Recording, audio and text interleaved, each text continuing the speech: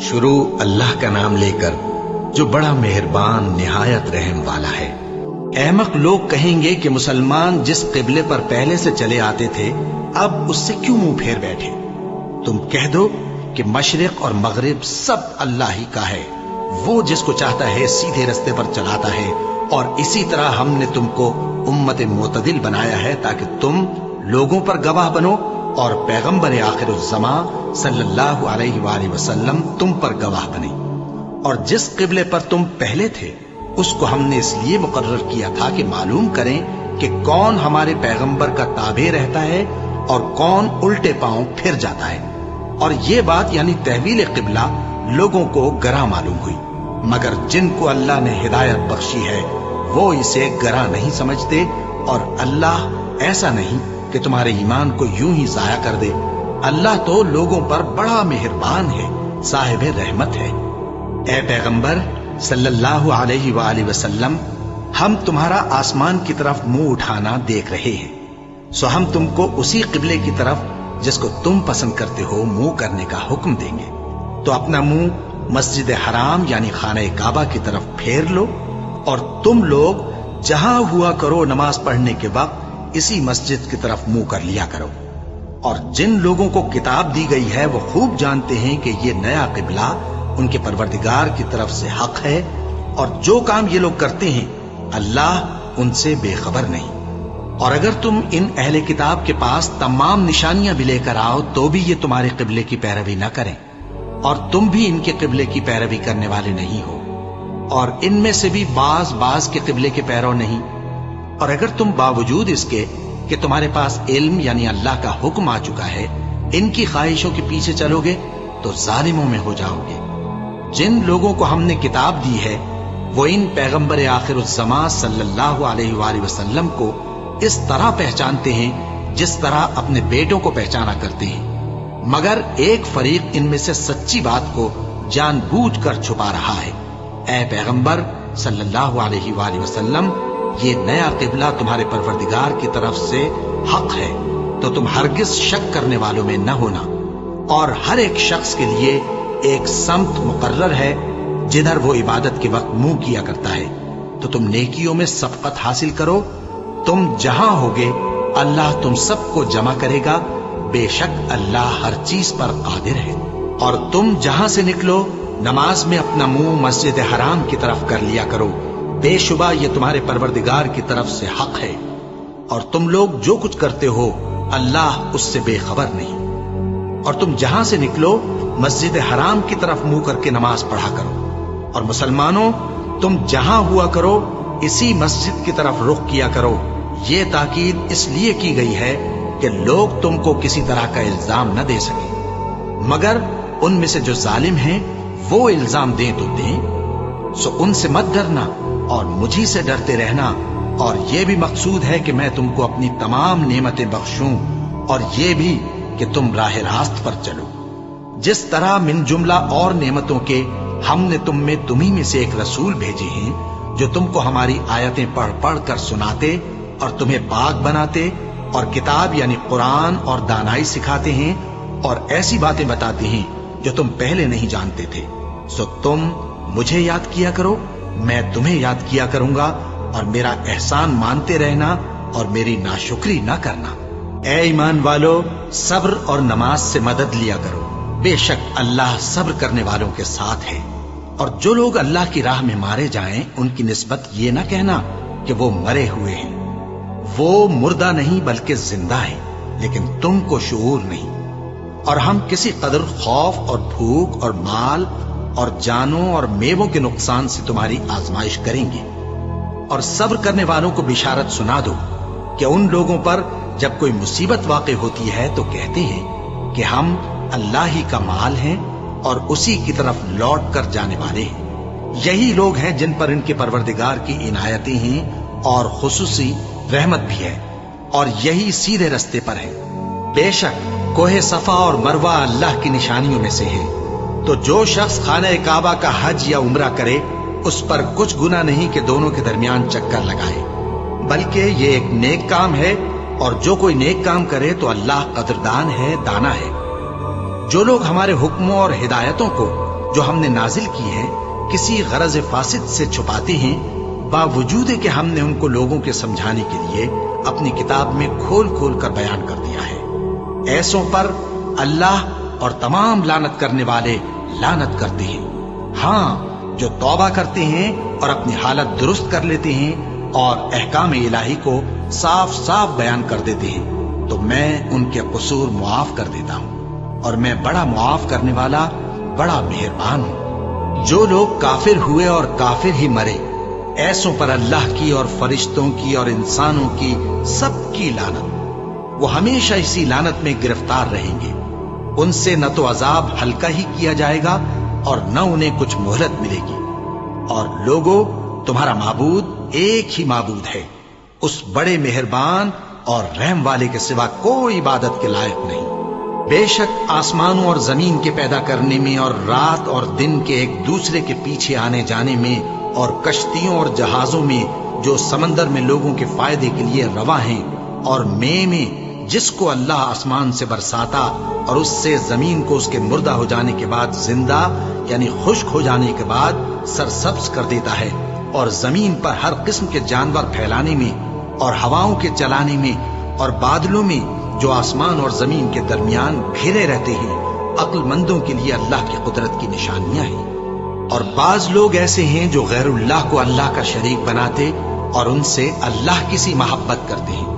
लेकिन जो ईमान वाले हैं वो तो अल्लाह ही के सबसे ज्यादा दोस्तदार हैं। और ऐ काश जालिम लोग जो बात अजाब के वक्त देखेंगे अब देख लेते कि सब तरह की ताकत अल्लाह ही को है, और ये कि अल्लाह सख्त अजाब करने वाला है। उस दिन कुफ्र के पेशवा अपने पैरों से बेजारी जाहिर करेंगे और दोनों अजाब इलाही देख लेंगे और उनके आपस के ताल्लुकात मुनक़ते हो जाएंगे। ये हाल देखकर पैरवी करने वाले हसरत से कहेंगे कि ऐ काश हमें फिर दुनिया में जाना नसीब हो, ताकि जिस तरह ये हमसे बेजार हो रहे हैं इसी तरह हम भी इनसे बेजार हों। इस तरह अल्लाह इनके आमाल हसरत बनाकर दिखाएगा और वो दोज़ख से निकल नहीं सकेंगे। लोगों, जो चीजें जमीन में हलाल तैयब हैं वो खाओ, और शैतान के कदमों पर न चलो, वो तुम्हारा खुला दुश्मन है। वो तो तुमको बुराई और बेहयाई ही के काम करने को कहता है, और ये भी कि अल्लाह की निस्बत ऐसी बातें कहो जिनका तुम्हें कुछ भी इल्म नहीं। और जब इन लोगों से कहा जाता है कि जो किताब अल्लाह ने नाजिल फरमाई है उसकी पैरवी करो, तो कहते हैं नहीं, बल्कि हम तो उसी चीज की पैरवी करेंगे जिस पर हमने अपने बाप दादा को पाया। भला अगरचे इनके बाप दादा न कुछ समझते हों और न सीधे रास्ते पर हों, तब भी वो उन्हीं की तकलीद किए जाएंगे। जो लोग काफिर हैं उनकी मिसाल उस शख्स की सी है जो किसी ऐसी चीज को आवाज दे जो पुकार और आवाज के सिवा कुछ सुन न सके। ये बहरे हैं, गूंगे हैं, अंधे हैं कि कुछ समझ ही नहीं सकते।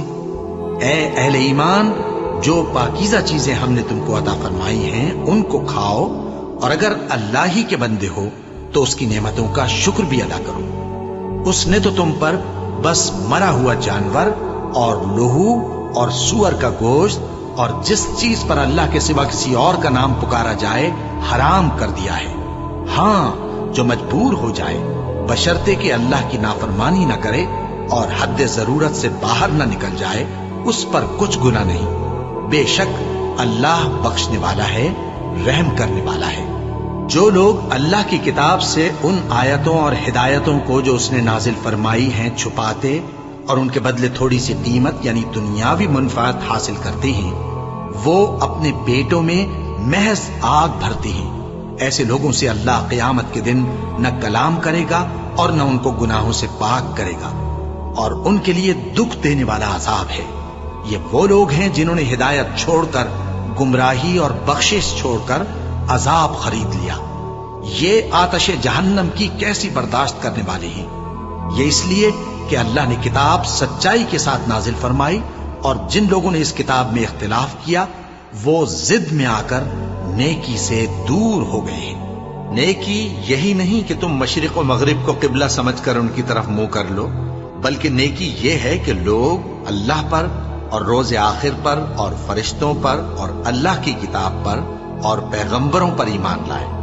اور مال باوجود عزیز رکھنے کے رشتہ داروں اور یتیموں اور محتاجوں اور مسافروں اور مانگنے والوں کو دیں، اور گردنوں کے چھڑانے میں خرچ کریں، اور نماز پڑھیں اور زکات دیں، اور جب عہد کر لیں تو اس کو پورا کریں، اور سختی اور تکلیف میں اور جنگ کے وقت ثابت قدم رہیں۔ یہی لوگ ہیں جو ایمان میں سچے ہیں، اور یہی ہیں جو اللہ سے ڈرنے والے ہیں۔ مومنوں، تم کو مقتولوں کے بارے میں قصاص یعنی خون کے بدلے خون کا حکم دیا جاتا ہے، اس طرح پر کہ آزاد کے بدلے آزاد مارا جائے، اور غلام کے بدلے غلام، اور عورت کے بدلے عورت۔ اور اگر قاتل کو اس کے مقتول بھائی کے قصاص میں سے کچھ معاف کر دیا جائے تو وارث مقتول کو پسندیدہ طریق سے قرارداد کی پیروی یعنی مطالبہ خون بہا کرنا اور قاتل کو خوشخوئی کے ساتھ ادا کرنا چاہیے۔ یہ تمہارے پروردگار کی طرف سے تمہارے لیے آسانی اور مہربانی ہے۔ اب جو اس کے بعد زیادتی کرے اس کے لیے دکھ کا عذاب ہے۔ اور اے اہل عقل، حکم قصاص میں تمہاری زندگانی ہے کہ تم قتل و خونریزی سے بچو۔ تم پر فرض کیا جاتا ہے کہ جب تم میں سے کسی کو موت کا وقت آ جائے تو اگر وہ کچھ مال چھوڑ جانے والا ہو تو ماں باپ اور رشتہ داروں کے لیے دستور کے مطابق وصیت کر جائے۔ اللہ سے ڈرنے والوں پر یہ ایک حق ہے۔ پھر جو شخص وصیت کو سننے کے بعد اس کو بدل ڈالے تو اس کے بدلنے کا گناہ انہی لوگوں پر ہے جو اس کو بدلے، اور بے شک اللہ سنتا جانتا ہے۔ اب اگر کسی کو وصیت کرنے والے کی طرف سے کسی وارث کی طرفداری یا حق تلفی کا اندیشہ ہو تو اگر وہ وصیت کو بدل کر وارثوں میں صلح کرا دے تو اس پر کچھ گناہ نہیں، بے شک اللہ بخشنے والا ہے، رحم والا ہے۔ مومنوں، تم پر روزے فرض کیے گئے ہیں جس طرح تم سے پہلے لوگوں پر فرض کیے گئے تھے تاکہ تم پرہیزگار بنو۔ روزوں کے دن گنتی کے چند روز ہیں، تو جو شخص تم میں سے بیمار ہو یا سفر میں ہو تو دوسرے دنوں میں روزوں کا شمار پورا کر لیں۔ اور جو لوگ روزہ رکھنے کی طاقت رکھیں لیکن رکھیں نہیں، وہ روزے کے بدلے محتاج کو کھانا کھلا دیں۔ اور جو کوئی اپنی مرضی سے زیادہ نیکی کرے تو اس کے حق میں زیادہ اچھا ہے، اور اگر سمجھو تو روزہ رکھنا ہی تمہارے حق میں بہتر ہے۔ روزوں کا مہینہ رمضان کا مہینہ ہے جس میں قرآن اول نازل ہوا، جو لوگوں کا رہنما ہے اور جس میں ہدایت کی کھلی نشانیاں ہیں اور جو حق و باطل کو الگ الگ کرنے والا ہے۔ تو جو کوئی تم میں سے اس مہینے میں موجود ہو چاہیے کہ پورے مہینے کے روزے رکھے، اور جو بیمار ہو یا سفر میں ہو تو دوسرے دنوں میں روزے رکھ کر ان کا شمار پورا کر لے۔ اللہ تمہارے حق میں آسانی چاہتا ہے اور سختی نہیں چاہتا، اور یہ آسانی کا حکم اس لیے دیا گیا ہے کہ تم روزوں کا شمار پورا کر لو، اور اس احسان کے بدلے کہ اللہ نے تم کو ہدایت بخشی ہے تم اس کو بزرگی سے یاد کرو اور اس کا شکر کرو۔ اور اے پیغمبر، جب تم سے میرے بندے میرے بارے میں دریافت کریں تو انہیں معلوم ہو کہ میں تو تمہارے پاس ہی ہوں۔ جب کوئی پکارنے والا مجھے پکارتا ہے تو میں اس کی دعا قبول کرتا ہوں، تو ان کو چاہیے کہ میرے حکموں کو مانیں اور مجھ پر ایمان رکھیں تاکہ نیک رستہ پائیں۔ روزوں کی راتوں میں تمہارے لیے اپنی عورتوں کے پاس جانا جائز کر دیا گیا ہے، وہ تمہاری پوشاک ہیں اور تم ان کی پوشاک ہو۔ اللہ کو معلوم ہے کہ تم ان کے پاس جانے سے اپنے حق میں خیانت کرتے تھے، سو اس نے تم پر مہربانی کی اور تمہاری حرکات سے درگزر فرمائی، تو اب تم کو اختیار ہے کہ ان سے مباشرت کرو۔ اور اللہ نے جو چیز تمہارے لیے لکھ رکھی ہے یعنی اولاد، اس کو اللہ سے طلب کرو اور کھاؤ اور پیو، یہاں تک کہ صبح کی سفید دھاری رات کی سیاہ دھاری سے الگ نظر آنے لگے۔ پھر روزہ رکھ کر رات تک پورا کرو، اور جب تم مسجدوں میں اعتکاف بیٹھتے ہو تو ان سے مباشرت نہ کرو، یہ اللہ کی حدیں ہیں، ان کے پاس نہ جانا۔ اسی طرح اللہ اپنی آیتیں لوگوں کے سمجھانے کے لیے کھول کھول کر بیان فرماتا ہے تاکہ وہ پرہیزگار بنے۔ اور آپس میں ایک دوسرے کا مال ناحق نہ کھاؤ، اور نہ اس کو رشوتاً حاکموں کے پاس پہنچاؤ تاکہ لوگوں کے مال کا کچھ حصہ ناجائز طور پر کھا جاؤ، اور اسے تم جانتے بھی ہو۔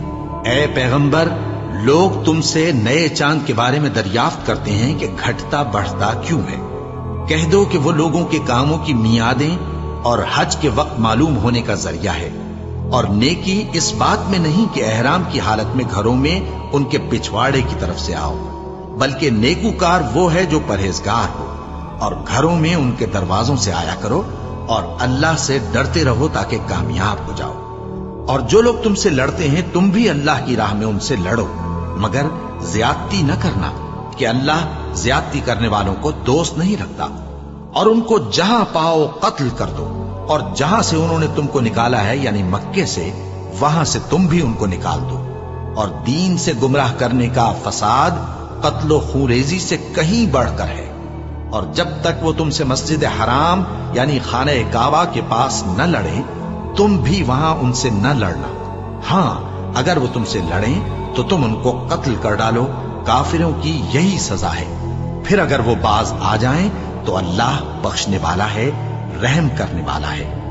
और उनसे उस वक्त तक लड़ते रहना कि फसाद नाबूद हो जाए और मुल्क में अल्लाह ही का दीन गालिब हो जाए।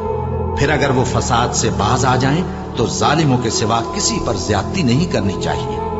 अदब का महीना अदब के महीने के मुकाबिल है, और अदब की चीजें एक दूसरे का बदला है। बस अगर कोई तुम पर ज्यादती करे तो जैसी ज्यादती वो तुम पर करे वैसी ही तुम उस पर करो। और अल्लाह से डरते रहो और जान रखो कि अल्लाह डरने वालों के साथ है। और अल्लाह की राह में माल खर्च करो और अपने आप को हलाकत में न डालो, और नेकी करो, बेशक अल्लाह नेकी करने वालों को दोस्त रखता है। और अल्लाह की खुशनूदी के लिए हज और उम्रे को पूरा करो। और अगर रास्ते में रोक लिए जाओ तो जैसी कुर्बानी मुयस्सर हो कर दो। और जब तक कुर्बानी अपने मुकाम पर न पहुंच जाए सर न मुंडाओ। और अगर कोई तुम में बीमार हो या उसके सर में किसी तरह की तकलीफ हो तो अगर वो सर मुंडा ले तो उसके बदले रोजे रखे या सदका दे या कुर्बानी करे। फिर जब तकलीफ दूर होकर तुम मुतमईन हो जाओ तो जो तुम में हज के वक्त तक उम्रे से फायदा उठाना चाहे वो जैसी कुर्बानी मुयस्सर हो करे। और जिसको कुर्बानी न मिले वो 3 रोजे अय्याम हज में रखे और 7 जब वापस हो। ये पूरे 10 हुए। ये हुक्म उस शख्स के लिए है जिसके अहलो अयाल मक्के में न रहते हो। और अल्लाह से डरते रहो और जान रखो कि अल्लाह सख्त अजाब देने वाला है। हज के महीने मुअय्यन हैं जो मालूम हैं। तो जो शख्स इन महीनों में हज की नीयत कर ले तो हज के दिनों में न औरतों से इख्तिलात करे, न कोई बुरा काम करे और न किसी से झगड़े। और जो नेक काम तुम करोगे वो अल्लाह को मालूम हो जाएगा। और ज़ादे राह यानी रस्ते का खर्च साथ ले जाओ, क्योंकि बेहतरीन ज़ादे राह परहेजगारी है। और ऐ अहले अक्ल, मुझी से डरते रहो। इसका तुम्हें कुछ गुनाह नहीं कि हज के दिनों में बजरिए तिजारत अपने परवरदिगार से रोजी तलब करो। और जब अराफात से वापस होने लगो तो मशरे हराम यानी मुज़दलिफा में अल्लाह का जिक्र करो। और उस तरह जिक्र करो जिस तरह उसने तुमको सिखाया। और इससे पेशतर तुम लोग इन तरीकों से महज नावाकिफ थे। फिर जहां से और लोग वापस हों वहीं से तुम भी वापस हो। और अल्लाह से बख्शिश मांगो, बेशक अल्लाह बख्शने वाला है, रहमत करने वाला है। फिर जब हज के तमाम अरकान पूरे कर चुको तो मिना में अल्लाह को याद करो जिस तरह अपने बाप दादा को याद किया करते थे, बल्कि उससे भी ज्यादा। और बाज लोग ऐसे हैं जो अल्लाह से इल्तिजा करते हैं कि ऐ परवरदिगार, हमको जो देना है दुनिया ही में दे दे। और ऐसे लोगों का आखिरत में कुछ हिस्सा नहीं। और बाज ऐसे हैं कि दुआ करते हैं कि परवरदिगार, हमको दुनिया में भी नेमत अता फरमा और आखिरत में भी नेमत बख्शियो और दोज़ख के अजाब से महफूज रखियो। यही लोग हैं जिनके लिए उनके कामों का हिस्सा यानी अजरे नेक तैयार है। और अल्लाह जल्द हिसाब लेने वाला है। और क़याम मिना के दिनों में जो गिनती के दिन हैं अल्लाह को याद करो। अगर कोई जल्दी करे और 2 ही दिन में चल दे तो उस पर भी कुछ गुनाह नहीं, और जो बात तक ठहरा रहे उस पर भी कुछ गुनाह नहीं। ये बातें उस शख्स के लिए हैं जो अल्लाह से डरे। और तुम लोग अल्लाह से डरते रहो और जान रखो कि तुम सब उसके पास जमा किए जाओगे। और कोई शख्स तो ऐसा है जिसकी गुफ्तगू दुनिया की जिंदगी में तुमको दिलकश मालूम होती है, और वो अपने माफिज ज़मीर पर यानी उस बात पर जो उसके दिल में है अल्लाह को गवाह बनाता है, हालांकि वो सख्त झगड़ालू है। और जब पीठ फेर कर चला जाता है तो जमीन में दौड़ता फिरता है ताकि उसमें फितना अंगेजी करे। और खेती को बर्बाद اور انسانوں اور حیوانوں کی نسل کو نابود کر دے، اور اللہ فتنہ انگیزی کو پسند نہیں کرتا۔ اور جب اس سے کہا جاتا ہے کہ اللہ سے خوف کر تو غرور اس کو گناہ میں پھنسا دیتا ہے، سو اس کو جہنم کافی ہے اور وہ بہت برا ٹھکانہ ہے۔ اور کوئی شخص ایسا ہے کہ اللہ کی خوشنودی حاصل کرنے کے لیے اپنی جان بیچ ڈالتا ہے، اور اللہ بندوں پر بہت مہربان ہے۔ مومنو، اسلام میں پورے داخل ہو جاؤ اور شیطان کے پیچھے نہ چلو، وہ تو تمہارا کھلا دشمن ہے۔ پھر اگر تم احکام روشن پہنچ جانے کے بعد لڑکھڑا جاؤ تو جان رکھو کہ اللہ غالب ہے، حکمت والا ہے۔ کیا یہ لوگ اسی بات کے منتظر ہیں کہ ان پر اللہ کا عذاب بادل کے سائبانوں میں نازل ہو اور فرشتے بھی اتر آئیں اور کام تمام کر دیا جائے؟ اور سب کاموں کا رجوع اللہ ہی کی طرف ہے۔ اے پیغمبر، بنی اسرائیل سے پوچھو کہ ہم نے ان کو کتنی کھلی نشانیاں دی، اور جو شخص اللہ کی نعمت کو اپنے پاس آنے کے بعد بدل دے تو اللہ سخت عذاب کرنے والا ہے۔ اور جو کافر ہیں ان کے لیے دنیا کی زندگی خوشنما کر دی گئی ہے اور وہ مومنوں سے تمسخر کرتی ہیں، لیکن جو پرہیزگار ہیں وہ قیامت کے دن ان سے اوپر ہوں گے۔ اور اللہ جس کو چاہتا ہے بے حساب رزق دیتا ہے۔ پہلے تو سب لوگوں کا ایک ہی مذہب تھا، لیکن وہ آپس میں اختلاف کرنے لگے تو اللہ نے ان کی طرف بشارت دینے والے اور ڈر سنانے والے پیغمبر بھیجے اور ان پر سچائی کے ساتھ کتابیں نازل کی، تاکہ جن امور میں لوگ اختلاف کرتے تھے ان کا ان میں فیصلہ کر دے۔ اور اس میں اختلاف بھی انہی لوگوں نے کیا جن کو کتاب دی گئی تھی، باوجود کہ ان کے پاس کھلے ہوئے احکام آ چکے تھے، اور یہ اختلاف انہوں نے صرف آپس کی ضد سے کیا۔ تو جس امر حق میں وہ اختلاف کرتے تھے اللہ نے اپنی مہربانی سے مومنوں کو اس کی راہ دکھا دی، اور اللہ جس کو چاہتا ہے سیدھا رستہ دکھا دیتا ہے۔ کیا تم یہ خیال کرتے ہو کہ یوں ہی بہشت میں داخل ہو جاؤ گے، اور ابھی تم کو پہلے لوگوں کی سی مشکلیں تو پیش آئی ہی نہیں؟ ان کو بڑی بڑی سختیاں اور تکلیفیں پہنچیں اور وہ صعوبتوں میں ہلا دیے گئے، یہاں تک کہ پیغمبر اور مومن لوگ جو ان کے ساتھ تھے سب پکار اٹھے کہ کب اللہ کی مدد آئے گی۔ دیکھو اللہ کی مدد عنقریب آیا چاہتی ہے۔ اے نبی، لوگ تم سے پوچھتے ہیں کہ اللہ کی راہ میں کس طرح کا مال خرچ کریں۔ کہہ دو کہ جو چاہو خرچ کرو، لیکن جو مال خرچ کرنا چاہو وہ درجہ بدرجہ اہل استحقاق یعنی ماں باپ کو اور قریب کے رشتہ داروں کو اور یتیموں کو اور محتاجوں کو اور مسافروں کو سب کو دو، اور جو بھلائی تم کرو گے اللہ اس کو جانتا ہے۔ مسلمانوں، تم پر اللہ کے رستے میں لڑنا فرض کر دیا گیا ہے، اور وہ تمہیں ناگوار تو ہوگا، مگر عجب نہیں کہ ایک چیز تم کو بری لگے اور وہ تمہارے حق میں بھلی ہو، اور عجب نہیں کہ ایک چیز تم کو بھلی لگے اور وہ تمہارے لیے مضر ہو، اور ان باتوں کو اللہ ہی بہتر جانتا ہے اور تم نہیں جانتے۔ اے پیغمبر، لوگ تم سے عزت والے مہینوں میں لڑائی کرنے کے بارے میں دریافت کرتے ہیں، کہہ دو کہ ان میں لڑنا بڑا گناہ ہے، اور اللہ کی راہ سے روکنا اور اس سے کفر کرنا اور مسجد حرام یعنی خانہ کعبہ میں جانے سے بند کرنا اور اہل مسجد کو اس میں سے نکال دینا جو یہ کفار کرتے ہیں، اللہ کے نزدیک اس سے بھی زیادہ گناہ ہے، اور فتنہ انگیزی خون ریزی سے بھی بڑھ کر ہے۔ اور یہ لوگ ہمیشہ تم سے لڑتے رہیں گے، یہاں تک کہ اگر مقدور رکھیں تو تم کو تمہارے دین سے پھیر دیں، اور جو کوئی تم میں سے اپنے دین سے پھر کر کافر ہو جائے گا اور کافر ہی مرے گا تو ایسے لوگوں کے اعمال دنیا اور آخرت دونوں میں برباد ہو جائیں گے، اور یہی لوگ دوزخ میں جانے والے ہیں جس میں ہمیشہ رہیں گے۔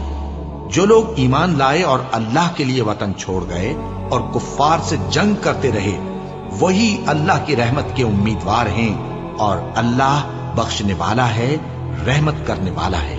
اے پیغمبر، لوگ تم سے شراب اور جوئے کا حکم دریافت کرتے ہیں، کہہ دو کہ ان میں گناہ بڑے ہیں اور لوگوں کے لیے کچھ فائدے بھی ہیں، مگر ان کے گناہ فائدوں سے کہیں زیادہ ہیں۔ اور یہ بھی تم سے پوچھتے ہیں کہ اللہ کی راہ میں کون سا مال خرچ کریں، کہہ دو کہ جو ضرورت سے زیادہ ہو۔ اس طرح اللہ تمہارے لیے اپنے احکام کھول کھول کر بیان فرماتا ہے تاکہ تم سوچو، یعنی دنیا اور آخرت کی باتوں میں غور کرو۔ اور تم سے یتیموں کے بارے میں بھی دریافت کرتے ہیں، کہہ دو کہ ان کی حالت کی اصلاح بہت اچھا کام ہے، اور اگر تم ان سے مل جل کر رہنا یعنی خرچ اکٹھا رکھنا چاہو تو وہ تمہارے بھائی ہیں، اور اللہ خوب جانتا ہے کہ خرابی کرنے والا کون ہے اور اصلاح کرنے والا کون۔ اور اگر اللہ چاہتا تو تم کو تکلیف میں ڈال دیتا، بے شک اللہ غالب ہے، حکمت والا ہے۔ اور مومنوں، مشرک عورتوں سے جب تک وہ ایمان نہ لائیں نکاح نہ کرنا، کیونکہ مشرک عورت خواہ تم کو کیسی ہی بھلی لگے اس سے مومن لونڈی بہتر ہے، اور اسی طرح مشرک مرد جب تک ایمان نہ لائیں مومن عورتوں کو ان کی زوجیت میں نہ دینا، کیونکہ مشرک مرد سے خواہ وہ تم کو کیسا ہی بھلا لگے مومن غلام بہتر ہے۔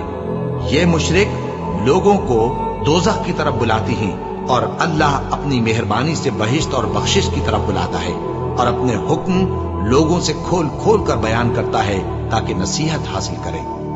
اور تم سے حیض کے بارے میں دریافت کرتے ہیں، کہہ دو وہ تو نجاست ہے، سو ایام حیض میں عورتوں سے کنارہ کش رہو، اور جب تک وہ پاک نہ ہو جائیں ان سے مقاربت نہ کرو۔ ہاں، جب وہ پاک ہو جائیں تو جس طریق سے اللہ نے تمہیں ارشاد فرمایا ہے ان کے پاس جاؤ، کچھ شک نہیں کہ اللہ توبہ کرنے والوں اور پاک صاف رہنے والوں کو دوست رکھتا ہے۔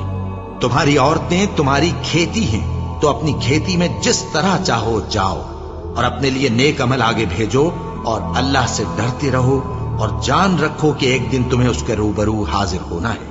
اور اے پیغمبر، ایمان والوں کو بشارت سنا دو، اور اللہ کے نام کو اس بات کا ہیلا نہ بنانا کہ اس کی قسمیں کھا کھا کر سلوک کرنے اور پرہیزگاری کرنے اور لوگوں میں صلح و سازگاری کرانے سے رک جاؤ، اور اللہ سب کچھ سنتا ہے، جانتا ہے۔ اللہ تمہاری لغو قسموں پر تم سے مواخذہ نہیں کرے گا، لیکن جو قسمیں تم قصد دلی سے کھاؤ گے ان پر مواخذہ کرے گا، اور اللہ بخشنے والا ہے، بردبار ہے۔ جو لوگ اپنی عورتوں کے پاس جانے کی قسم کھا لیں ان کو 4 مہینے تک انتظار کرنا چاہیے۔ اگر اس عرصے میں قسم سے رجوع کر لیں تو اللہ بخشنے والا ہے، مہربان ہے، اور اگر طلاق کا ارادہ کر لیں تو بھی اللہ سنتا ہے، جانتا ہے۔ اور طلاق والی عورتیں 3 حیض تک اپنے تئیں روکے رہیں، اور اگر وہ اللہ اور روز قیامت پر ایمان رکھتی ہیں تو ان کو جائز نہیں کہ اللہ نے جو کچھ ان کے شکم میں پیدا کیا ہے اس کو چھپائیں، اور ان کے خاوند اگر پھر موافقت چاہیں تو اس مدت میں وہ ان کو اپنی زوجیت میں لے لینے کے زیادہ حقدار ہیں۔ اور عورتوں کا حق مردوں پر ویسا ہی ہے جیسے دستور کے مطابق مردوں کا حق عورتوں پر ہے، البتہ مردوں کو عورتوں پر 1 درجہ فضیلت ہے، اور اللہ غالب ہے، صاحب حکمت ہے۔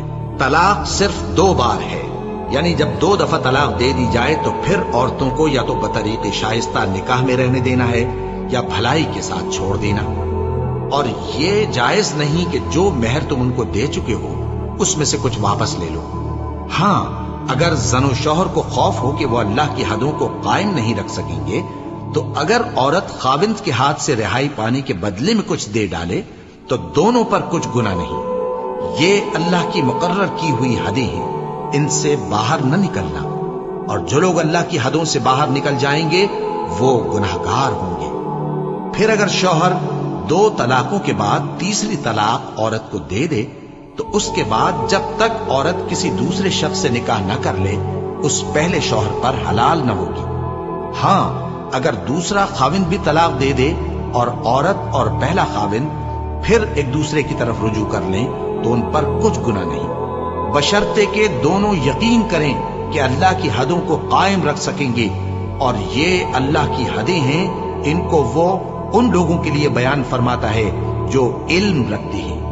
اور جب تم عورتوں کو 2 دفعہ طلاق دے چکو اور ان کی عدت پوری ہو جائے تو انہیں یا تو حسن سلوک سے نکاح میں رہنے دو یا بطریق شائستہ رخصت کر دو، اور اس نیت سے ان کو نکاح میں نہ رہنے دینا چاہیے کہ انہیں تکلیف دو اور ان پر زیادتی کرو، اور جو ایسا کرے گا وہ اپنا ہی نقصان کرے گا۔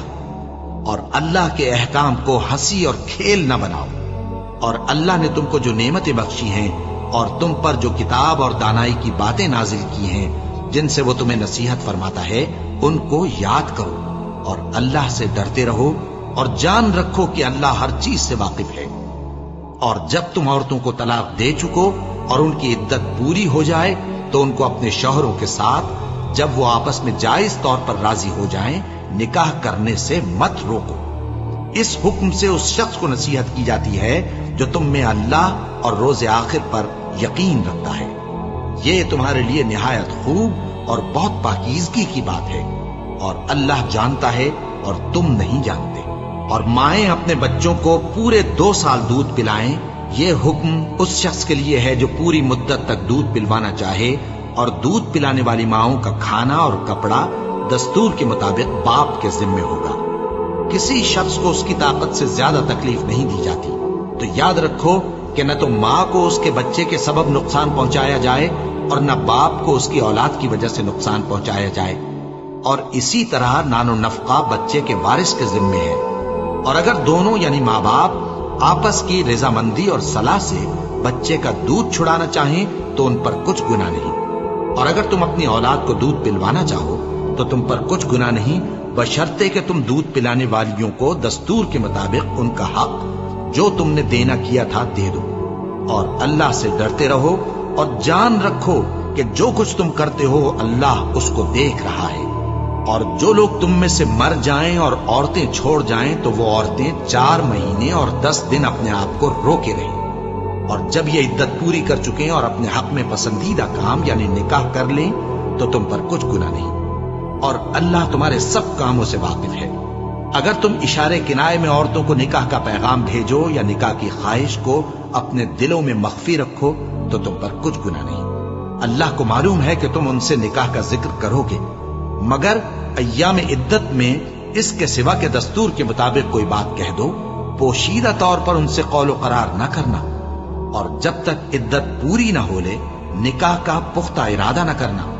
اور جان رکھو کہ جو کچھ تمہارے دلوں میں ہے اللہ کو سب معلوم ہے، تو اس سے ڈرتے رہو اور جان رکھو کہ اللہ بخشنے والا ہے، حلم والا ہے۔ اور اگر تم عورتوں کو ان کے پاس جانے یا ان کا مہر مقرر کرنے سے پہلے طلاق دے دو تو تم پر کچھ گناہ نہیں، ہاں ان کو دستور کے مطابق کچھ خرچ ضرور دو، یعنی مقدور والا اپنے مقدور کے مطابق دے اور تنگ دست اپنی حیثیت کے مطابق۔ نیک لوگوں پر یہ ایک طرح کا حق ہے۔ اور اگر تم عورتوں کو ان کے پاس جانے سے پہلے طلاق دے دو لیکن مہر مقرر کر چکے ہو تو آدھا مہر دینا ہوگا۔ ہاں اگر عورتیں مہر بخش دیں یا مرد جن کے ہاتھ میں عقد نکاح ہے اپنا حق چھوڑ دیں اور پورا مہر دے دیں تو ان کو اختیار ہے۔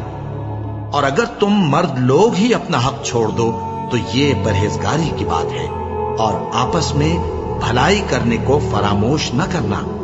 کچھ شک نہیں کہ اللہ تمہارے سب کاموں کو دیکھ رہا ہے۔